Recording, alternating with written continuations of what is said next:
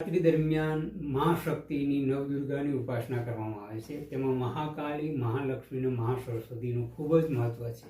મારો પોતાનો એક શો અનુભવ છે ઉપાસના માટે, સાધના માટે. તે મારી દૃષ્ટિએ આપણે સૌએ કરવો જોઈએ. તે ખૂબ જ મહત્વનો છે અને ખૂબ જ સરળ અને ઉપયોગી અને અનુકૂળ છે. દરેકથી થઈ શકે તેમ છે. વહેલા નવરાત્રિના આગલા દિવસે રાત્રે વહેલા સૂઈ જવાનું. વહેલી સવારે ઉઠીને અભ્યંગ સ્નાનનું ખૂબ જ મહત્વ છે. અભ્યંગ સ્નાન પછી સ્વસ્થ થઈને આસન ઉપર બેસવાનું છે. બાજટ ઉપર લાલ અથવા પીળા કપડાને પાથરવાના છે.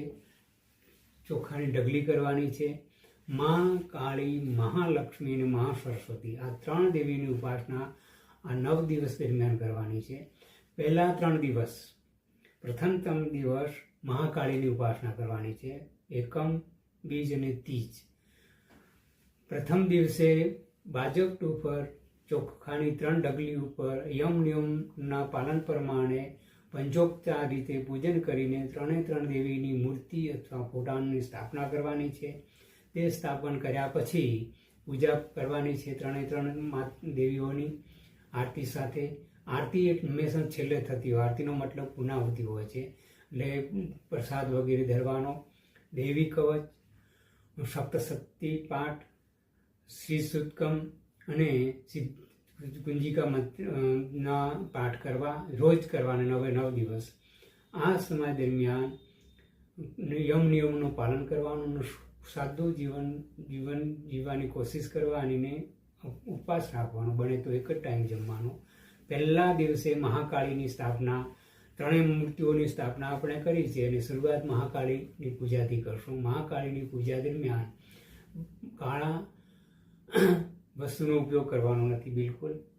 લાલ વસ્તુ પાથરવાની છે. ચુંદડી વગેરે અર્પિત કરવાની છે. આસન પણ લાલ હોવું જોઈએ. લાલ ફૂલ અર્પિત કરવાના છે અને માતાજીને સરસવના તેલનો દીવો કરવાનો છે. સરસવના તેલના દીવાની સાથે સાથે અડદની બનેલી મીઠાઈનો પ્રસાદ ધરવાનો છે. અને આ 9 દિવસમાં શરૂઆતના દિવસથી જ આપણે એક અખંડ દીવાની સ્થાપના કરવાની છે.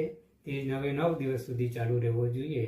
પણ આ માતાજીને 3 ગ્રુપના અલગ અલગ પૂજન દરમિયાન મહાકાળી માટે સરસવના તેલનો દીવો 3 દિવસ કરવાનો છે. અડદની બનાવેલી વસ્તુ મીઠાઈનો પ્રસાદ ધરવાનો છે અને લાલ ફૂલ ધરવાના છે.